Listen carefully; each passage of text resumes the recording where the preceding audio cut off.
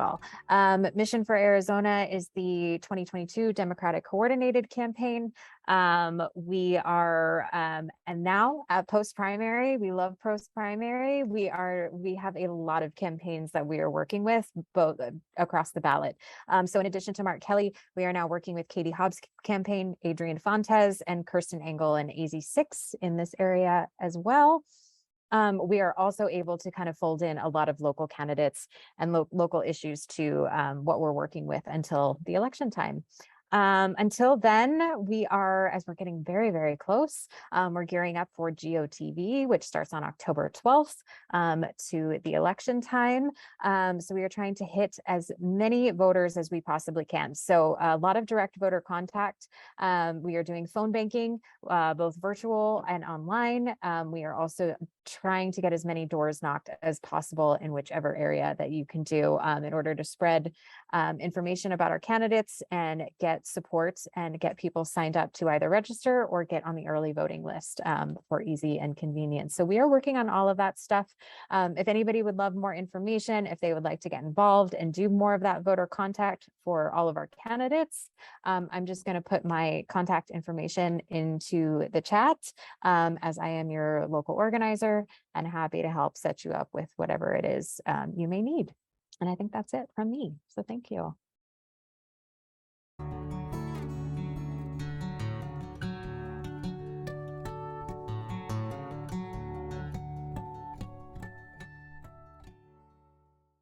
Thank you, Rachel. Please enter. We have two very fine young ladies with us today. Just met them a few minutes ago, and they do wonderful work. One is Beth Lewis. She is coming to us from Chandler, and she is the co-executive director of SOS Arizona. And the other is Christina Vasquez. She's a student at the University of Arizona, so she's very young. She's a junior. She's the coordinator for the southern part of Arizona having to do with SOS. They are here today, they're going to speak to us about repealing the voucher expansion that is harming our schools. And that's about all I can say, and you guys can fill in the blanks. So whoever would like to go first, Beth, maybe you? Sure, I can jump in. I would love if I could be able to share my screen, if somebody could make me co-host. So we have some slides. Christina, while we're waiting for that, do you want to describe, your coordination of Southern Arizona? So, hi everyone, I'm Christina. Thank you so much, Paul, for introducing us. So I coordinate what is Tucson, some of like Nogales and Bisbee and all that stuff. And right now we're collecting signatures to stop the voucher expansion, but we're also canvassing for LD 16 and 17 candidates, as well as Beth, catch me out on this, Katie Hoffman. I get them mixed up because they're the same first name. So Hobbs and Hoffman, you got it. So we're canvassing for all those candidates and Marana school board candidates. So that's what we've been doing down here. Right, it looks like I'm able to share my screen, so I don't know, but I wanted to go through a little bit of information just because George and Paul said that we could have a little bit of time, and I think, for all of this, it's important when your neighbors are asking questions about this to be able to really explain why voucher expansion is so harmful, and it keeps rearing its ugly head. And why is that? So Save Our Schools is nonpartisan, but we take a stand. And right now, the only folks who are running for office in Arizona for the legislature and higher offices happen to be Democrats. So we are supporting up and down the ballot, a lot of Democrats and then nonpartisan school board races to make sure that people who actually care about public schools are getting put into office. We know that over 90% of Arizona families choose public schools. We know that everybody benefits from strong public schools, whether you have kids or grandkids or great grandkids. It doesn't matter if you're a taxpayer, right? Those strong public schools benefit you. And we all want to have an educated, society and an educated workforce. We don't want to have people who are uneducated, being our dentists or our accountants or even, you know, our mechanics. Like, that's not great for society. So we are still bottom in the nation in funding for teacher pay and resources for our students. We have decades of budget cuts. I know you all have probably heard this, so I'm going to go really quickly, but it's important to just underscore that even with some recent modest investments, our K-12 schools are still struggling because other states are continuing to invest too, and Arizona is just not doing enough to catch up. And those funding cuts have very serious human impacts on our children and on our society. We have the highest teacher turnover rate. So you know that there's a lot of talk in the news right now about Arizona's teacher retention crisis, and it's real. We have long-term subs in many classrooms. We have classes that are being combined. So we have enormous class sizes because, quite frankly, we can't hold on to qualified teachers long enough because working conditions are hard. Pay is very, very low. And we also don't have nurses, librarians, counselors. So teachers end up taking on, you know, the work of so many people. And that leads to burnout, honestly. I mean, we do it and we do more and more every year, but at a certain point, you get burnt out and it's harder and harder. We also have a lot of unfunded programs, like we're missing arts and extracurriculars, and we have a lot of buildings and buses that are, quite frankly, falling apart. So that is the job of the state legislature to fix that. But instead, our state legislature is filled with extremist Republicans who unfortunately are the majority, and they are dead set on privatizing our public schools. And so what they've done over the last 20 years is defund our public schools. It's gotten worse and worse. They used 2008, the recession, as a bit of an excuse. They cut more to K-12 than any other bucket during the recession. You know, you understand everybody has to tighten their belt, but of course they attack schools first and hardest. And when you defund public schools, you force them to underperform, right? Nobody can do the same job with half the resources. And then coincidentally, that allowed these folks, especially the special interest, to kind of prop up these private alternatives and say, you know, our public schools, they're failing, which they're not. But over here, we've got this traditional academy and this, you know, this prep school. And a lot of it is in the naming, but, you know, these schools aren't accountable to taxpayers. They've graded our public schools. They have these false narratives about failing schools. Fox News, you know, squawks about CRT and grooming. And I guess the latest thing is pedophiles. And you know, it's really disheartening being a teacher in Arizona right now when you hear your neighbors talking about this. But I can assure you that none of this is true. But it has allowed for a lot of people to be okay with exiting the public system or not funding it. And that has ushered in this universal expansion of private school vouchers that do see push forth under the narrative that our public schools are failing. Here's a Fitzsimmons cartoon showing, you know, brick by brick, the taking of public education and giving it to private schools. It's a little grainy, sorry, but you get the picture. I mean, this is every brick is a voucher, and that's what's happening right now. So vouchers, if you're not familiar, there's several types of vouchers across the country and in Arizona, but they're, in a nutshell, they're public taxpayer dollars that are used to pay for private school and homeschool expenses. You might hear about the ESA program. You know, it's a euphemism, the empowerment scholarship account that was written to get around a Supreme Court ruling that said that vouchers are unconstitutional because they go to, you know, private religious institutions. So they said, well, we'll just give it to the parent first, and then the parent can do whatever they want with it. And I won't go too far down this rabbit hole there. I could talk on hours on this issue, but it's just important to understand that vouchers were created by Milton Friedman, a noted, you know, capitalist, but also an abhorrent racist, who said that, you know, the best way to, you know, come up with segregation academies and would be to have vouchers. We could abolish the public school system. This was right after Brown versus Board. He wrote an essay that said, yeah, you know, we should have private schools that are exclusively white, exclusively not white. And this is his vision. And they were bragging yesterday in Florida about how they're realizing Milton Friedman's vision. I mean, they're saying it all out loud. And if you'll remember, after Brown versus Board, there were segregation academies that opened up all across the South and, you know, led to white flight. And they actually closed down public schools and didn't even offer an education to students of color for many years until the Supreme Court had to intervene. So segregation is obviously a part of school choice. It's built for white flight.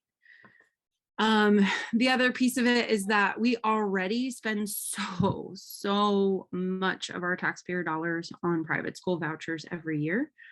It's about $430 million this year. And you can see that exponential growth. And it's by design. Special interests have come in and have marketed these options over and over until, you know, more and more people have taken more and more money away from public schools. So with vouchers, there's a lot of inequity. Private schools don't have to accept students. So even if, you know, you get a voucher for your child or your grandchild, those private schools don't have to take your child just because they have a voucher. And so they can turn kids away on the basis of many things, including ethnicity, gender, sexual orientation, religious beliefs. There's really no limit because they're a private entity. And they don't have to open their books around spending. They don't have to test students. Not that I'm a huge fan of testing, but at least we would know how kids are doing and whether it's, you know, on par with what public schools are doing. We know that there is, you know, a huge issue with school choice where we're seeing segregation worsening in Arizona, and private schools are serving fewer students of color than our local public schools. And then, you know, I'm going to skim over this, but basically they're designed to benefit wealthy families that are already choosing private schools. The ADE, so the Department of Education, announced last week that about 7,000 kids had applied, and 78% of those students had never been in a public school, which makes us realize that those kids were always in a private school. So, you know, Ducey says, yeah, we're going to pass these vouchers and get kids out of failing schools. The reality is we're just offering government subsidies to kids who always chose private school. And this wonderful, horrible gift to our state has been brought to you by many bad actors working at the legislature. And unfortunately, these folks have more money than God. American Federation for Children is actively opposing us. They're the ones with all of the, if you've seen like the big signs with all of the protesters at our events, that's funded by and founded by Betsy DeVos, former Secretary of Education under Trump. The Goldwater Institute, obviously, is a local conservative think tank that gets a ton of money from very far-right organizations. And then all of these, you know, wonderful little organizations that are funded by the Koch brothers and, you know, sort of that network, the Walton family, etc. So it is very much a David and Goliath fight, but here we are. So this session, on the last day of the session, the legislature passed universal vouchers and dismissed Arizona voters' voices completely, because we just voted on this in 2018 and overwhelmingly rejected it. So we have an opportunity to stop this voucher expansion. You can see Ducey celebrating and DeVos retweeting. Oops. So we have petitions that will stop this law in its tracks. If we collect enough signatures, we will not have, Arizona voters will have an opportunity to vote on it in 2024. So we'll have 2 years to really educate Arizona voters about what's going on. And we'll also put the program on hold, so all of that money doesn't leave our public schools, which is really important. We're estimating that that will be around $1 billion every year once the program, grows fully, that we can keep into public schools. And I know you all have petitions, but this is the number we need to collect: 118,823. I see Christina nodding. This is the number that keeps me up at night. So if there's of course the fear that we'll miss it by 5,000, or that we won't build enough cushion to withstand the, incredible amount of money that's going to be spent against us in court. So we are building our cushion. We are trying to get petitions back. We have about 15,000 petitions still out in the field that we need to get back, and they're coming. They're coming fast, but it's just that numbers game of, do we get enough back to be successful? I think a lot of folks don't realize what a different ball game this is from some other initiatives, because we're all volunteer, like 99% volunteer.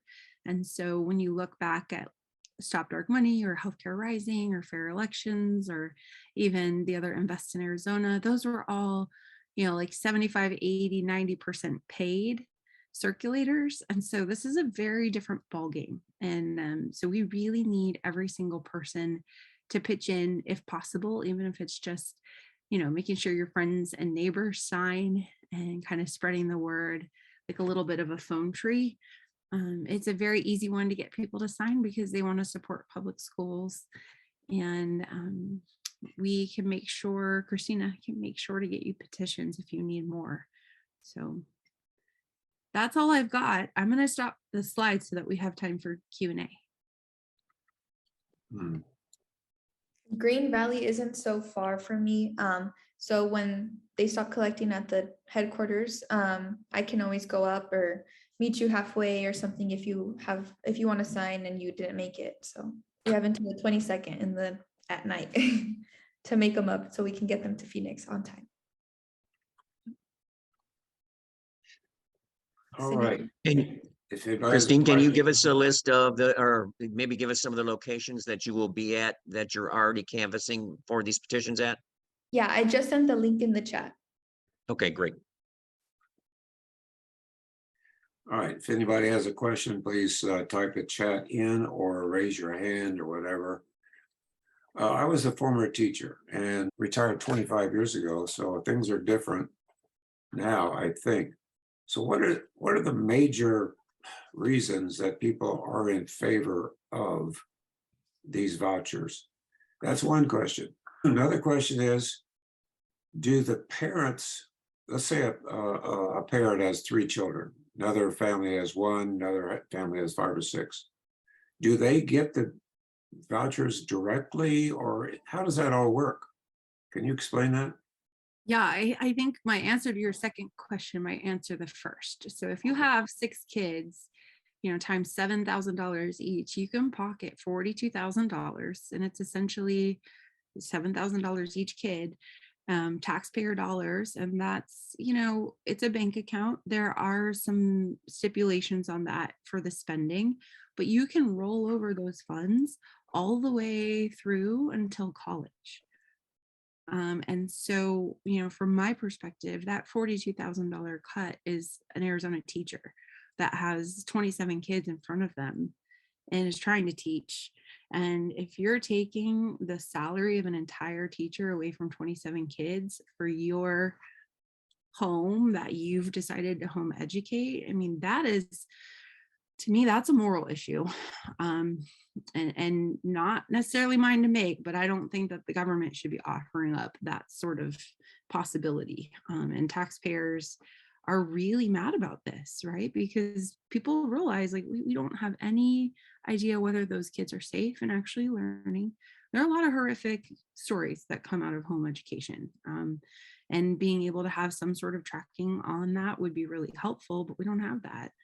And we don't know how those taxpayer dollars will be used. We've seen some of the things that were purchased in the last couple of years, bounce houses and designer bar stools and home filtration systems and home gyms. And, if you can argue that it's a piece of a curriculum, then it may be approved, but it doesn't mean that it might not be benefiting your entire home or be something that's, making profit or all sorts of other things. There's also really dangerous curriculum out there. You can purchase, so Bob Jones University has homeschool curriculum. There's a lot of creationist homeschool curriculum and even some pretty vile, racist, really kind of backwards curriculum that can be purchased. So, Paul, you asked why people support this. I mean, I think most of the people that are supporting this want that money. And Well, then some have been led to believe that it's school choice, but that's Okay, been pretty thoroughly debunked. We have plenty of choice. all right, so my question would be then, after your answer, let's say they have 6 kids in that house, right? Mhm. They actually get $42,000 that they can pocket every year. I think they have to demonstrate some sort of, curriculum purchase per child. So they have to have some sort of math, some sort of reading, some sort of writing. So, the bare minimum would be purchasing a curriculum, right, for each of the kids.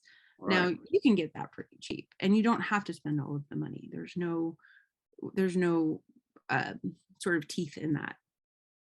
So, but I guess I'm trying to get clear, trying to understand, is that the family then gets that money to use kind of as they wish. If they want to send their kids to a private school, they can, right? And that Mhm. money goes to the private school or religious school or whatever kind of school. Right. But what if they go to the public school? Then what? That goes there? The money's supposed to follow the child, but that's pretty complicated. So it wouldn't go back into the system until like after that quarter. If it, right, like there's a lot of gray area there about how does that get tracked? How does that get put back into the public system? And it may take a while. But then the rollover funds, that's a really good question that has not been answered by anybody. I've asked it a lot. You get this bank account called Class Wallet to use, however parents see fit. But the rollover funding can be held onto and used for college. It's kind of like, I can't even imagine saying, well, yeah, we'll just have one less teacher in my school so my kid can go to college. Right. Dime. Like I can't imagine thinking that. Right. It's just, and taxpayers are paying for it all. I mean, Yeah. and how much does this cost? Well, right now, the ESA program is about $200 million a year, and the STO program is about $250 million a year. This universal expansion will quadruple the ESA programs. We're talking about $1 billion a year. Oh, God. Oh, It's taken out of our public school system.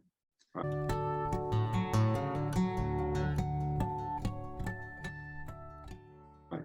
Okay, Henny has a question. I do, thank you. Can you hear me okay? Yes. A couple things, the vouchers, I'm not sure people understand that this is really going to result in a 2-track kind of education system. Because the vouchers, even if you go to a private school, do not cover all of the tuition at a private school. So you have to be a family with enough income for the rest of the tuition money. So people who do not have much income cannot use the vouchers. People who live in rural areas where there are no private schools cannot use these vouchers. So the rest of us are paying for essentially higher income people to go to private schools. Well, that's absolutely right. And I'm really worried about students like mine who really don't have the resources to make use of this program and really need all of the resources in our local schools. Well, thanks for that question, Henny. You got a lot of good information there. I don't think everybody understands this whole concept as much as they need to. So we're glad that you guys are here. Wish we had more people even to tune in, but we do have some, and we'll try to spread the word. Does Sanda have a question?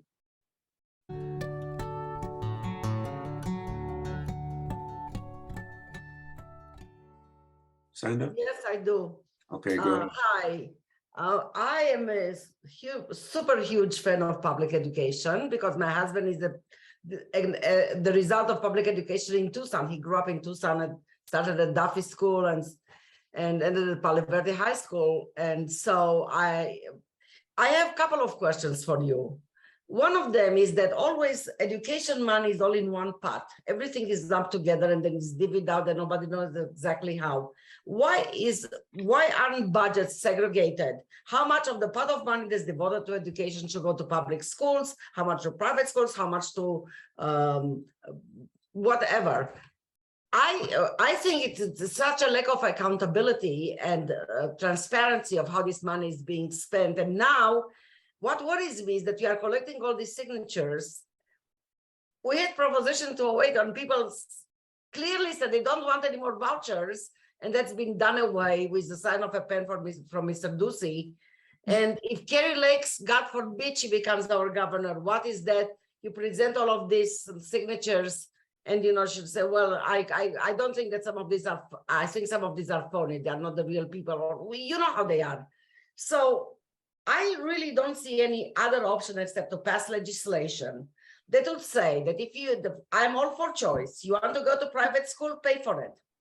I don't think that the state and our tax money should go for somebody to private teach their kids we have no idea how great they are in terms of teaching and keep this money. It's absolutely the destruction of public education in Arizona. And this needs to be terminated, and only terminated by passing a law that says you want to go to private school, you want to go to whatever school, the religious school, you don't want to take part in public education, fine, you pay. The state will not support that. That's the only answer. I wonder what you think about it. Well, in order to pass that, like you kind of alluded to, we'd have to flip the Senate, the House, and the governor's seat. And so we're working really hard for that. But, in the meantime, we can't let floods of taxpayer dollars go out, because it's really hard to put the genie back in the bottle once you let those dollars But flood. It's out of the bottle already. It's out of the bottle. And we need to really, I'm all for, I signed the petition and I'm all for it, writing it again, but there's got to be some mechanism in place where this cannot be reversed. In other words, if the public says you don't want this, they cannot be erased, because so much of it's now, I just read about it, is that cap on whatever it is, expenditure per child, it stands to the extra pay that was promised to teachers might be cut. So the teachers' pay raises might not take place because of all of this capping the amount of expenditure per student. So, they pass things and give promises and then they just get gone away. It's just maddening. Anyway, that's my soapbox for today. Yeah, no, I'm with you. I recently went to a conference and talked to a woman who's been fighting for public schools for 30 years in Detroit, and she lost and lost and lost, and she never gave up, and she kept fighting. And now those schools are turning around and those schools are getting funded. So I think, our legislature is incredibly anti-public schools. Our governor hates public schools. We've got special interests crawling all over the place. We have gobbles of money being spent against us. We have Fox News bad-mouthing teachers every single day, all day. But we, the people, need to stand up and we need to fight back, because we're all we've got. You guys are wonderful. George, did you have a question? I see you. I've got somebody here in the room that would like to ask a question. Go ahead.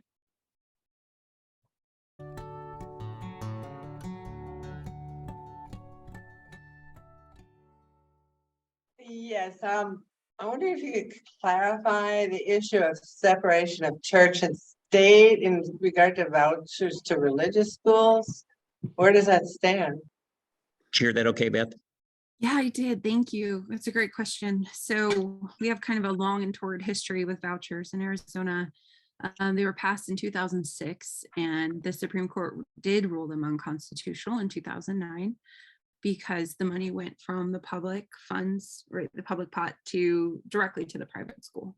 And they said because of the Blaine Amendment, separation of church and state, you can't do that. And that's when a fellow named Clint Bolick, who is now on the Supreme Court in Arizona, came up with an ESA, an empowerment scholarship account. And the workaround was, instead of the direct public to private, we're just going to give it to the parent. And then the parent gets to choose whatever they want to do with it. Whether they want to send it to private school is a whole other matter. And the courts decided in 2011 that that was okay. They let the legislature pass a small program, and they've been working to expand it ever since. So, you know, I wish we could sue on the basis of the separation of church and state, but the Supreme Court has already decided it in Arizona. And now the architect of this ESA voucher is on the Supreme Court, and his wife is in the legislature. That's how Arizona works. I think the answer to Sanda's question is get out and vote for Sanda. That solves that issue at least one step at a time, right? My question is, since there are so many props on the 2022 ballot, not to get this confused with this referendum, to make sure that people know that we need to get this off the ballot for 2024. Is that correct, Beth? You want to clarify that, make sure that the people understand that? Correct. And I have a quick write-up, you know, if anybody wants it. I mean, I'm sure you already have it in your voter guide, but here are our recommendations on the props. So we have 1, 2, 3 big no's that are attacking, unfortunately, our voting rights. They were all referred by the legislature, and they're terrible. And then the last 2 are Stop Dark Money and I don't have Healthcare Rising on there. Sorry, I'm missing one. My copy and paste. But the last 2 are a yes, obviously, for Stop Dark Money, and then for in-state tuition for Dreamers. Yeah, we've got that on the website, the link to bluevoter.com. And so follow that link, and it will give a lot of that information and more in detail. So thank you, Beth. I love that you have that. That's wonderful. Henny has another question. Thank you. This is a little bit tangential, but I was concerned that the voting rights initiative got struck down by the Supreme Court, and they eliminated more than half of the signatures. Do you have any idea of exactly on what basis they eliminated those signatures? And could the same thing happen to your petition? Yes, well, it's very complicated. There were some legal issues. There was some really bad, poor decisions by the courts that used some bad math, basically. Yeah. But there were also a lot of paid signatures. The ones that were tossed off were the paid signatures. And, you know, it's great to be able to have a lot of money and pay for paid signatures, but they are much more easy for the courts to knock off because they subpoena those paid circulators, many of whom were from out of state. You know, those firms that do paid circulation are, you know, sometimes they have a lot of out of state temporary workers that aren't necessarily as invested in the cause. And so the validity rates are lower as well. So I think it's, you know, it's both can be true, right? The courts are horrific and they did horrific things with that. But there were also a lot of signatures potentially that were paid that maybe, I don't know, we can't see them. So it doesn't give me as much fear because we're in a different boat. We know that our referendum is referable. We have legal precedent for that. We've already done it. So they can't toss it off. And initiatives are much more vulnerable than referenda, because referenda are just trying, we're not writing a new law that they can take issue with. We're just saying no to a law that the legislature passed. So it's much easier to sail through. So our legal team has said, you know, if your signatures are good, we feel really confident that we can get it on the ballot. And I think our signatures are really good so far. I've been looking through them and quality controlling whenever I can, and they're absolutely beautiful.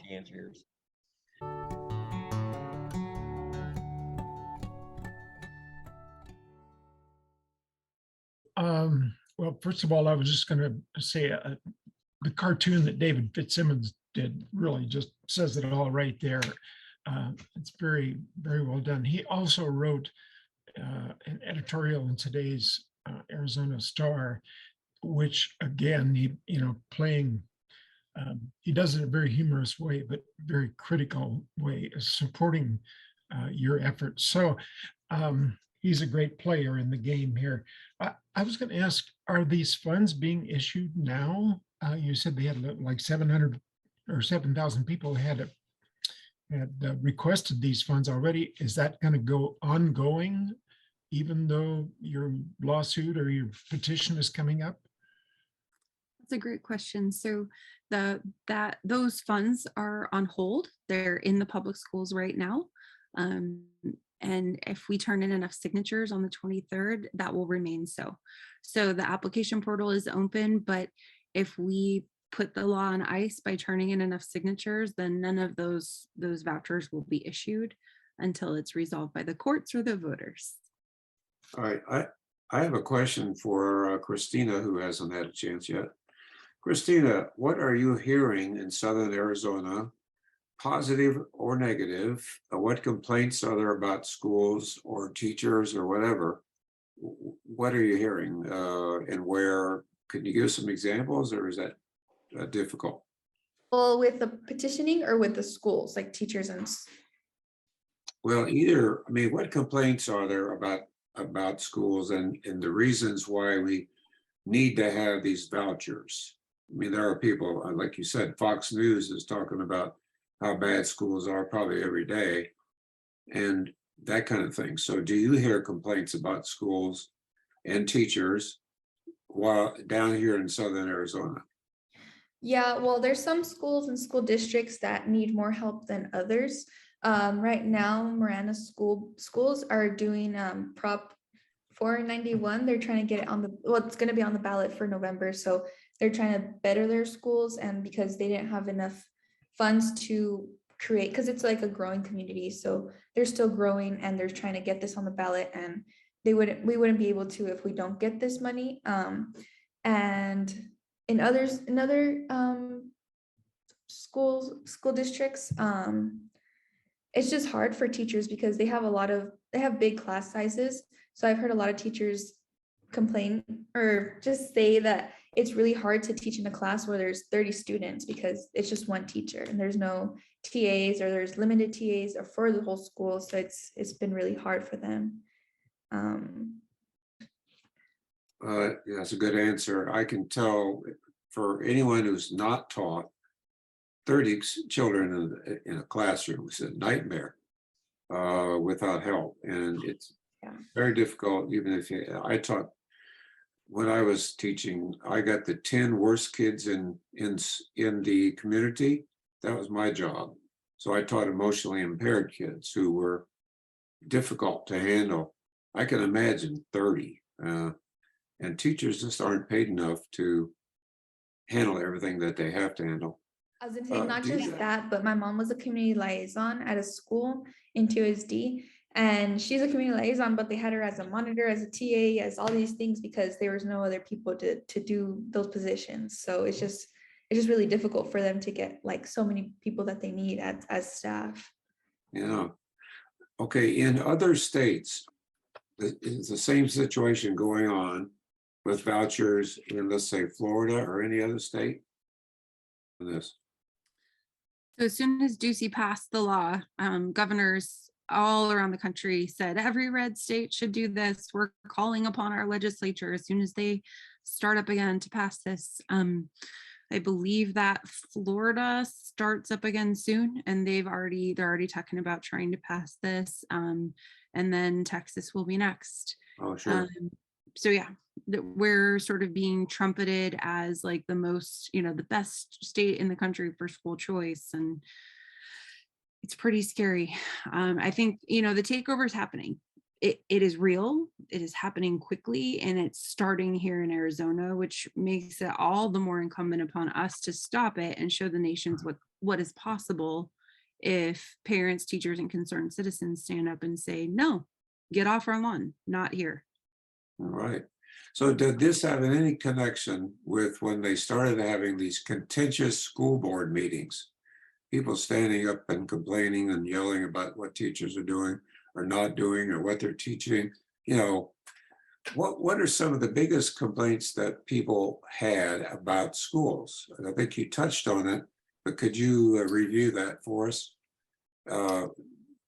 Critical race theory is one, I know. What are some others? I mean, there's been a lot of orchestrated, rhetoric around what is wrong with public schools. And I think when public schools had to close for a while and had masks and, other sorts of things, those opportunists who are really, intelligent when it comes to political messaging decided to use that against public schools. And you really saw the way that they drove a wedge in our communities and pitted parents against teachers. And it was really, really hard on our public schools. And then you see, things started to come back and heal because public schools are open and kids are happy to be back and parents were happy. So what did they do? They orchestrated a false narrative around CRT. Our schools don't teach CRT. That's nonsense. And they know it. But they knew that they could whip up enough folks. And if they repeat the lie enough, then people would start to believe it. And that's exactly what happened. And now there's a guy, Christopher Rufo, who is a political operative, and he's gone on record saying that he orchestrated the entire CRT thing in order to usher in vouchers. I mean, that's what it's all about. They want a privatized system. They want an education system that they can profit from and that others can profit from. They want capitalism at all costs. They want corporations to run education. And so now that CRT is dying down and people have realized, yeah, I talked to my kid's teacher, it's not happening. Now they're going after teachers and calling them groomers and pedophiles. And saying that we're teaching about like gender unicorns. And I mean, it's the same, and it's tied up with the school boards, like you said, Paul. And it's really scary. I mean, they're tearing apart the fabric of our communities, which is our public schools. Yeah. What's a gender unicorn? That's something I don't know about. Maybe it's good that I don't know. I don't know either. You don't know. And I teach in public schools and my kids are in public schools. So if I don't know, it's not happening. Oh, wow. You've provided marvelous information, and this will go on to YouTube and people can look at your slideshow and they can stop it and look at it and read it and everything, but you have great answers and good information. It's frustrating. I've always said that people who complain about schools the most are ones who never would, they don't know what's going on in the schools. They don't know. That's my opinion. So anyway, George, do you have something?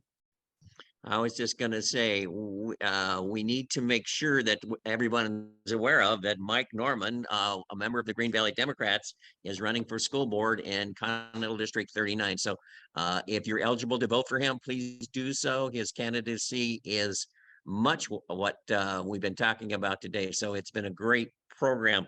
I just heard yesterday that the teachers in Seattle are kind of fed up with what's going on in Washington State, and they're out on strike as of Monday. So it's a big problem. I want to thank everybody for attending. Like Paul said, the video, YouTube video will be up on the website as soon as possible.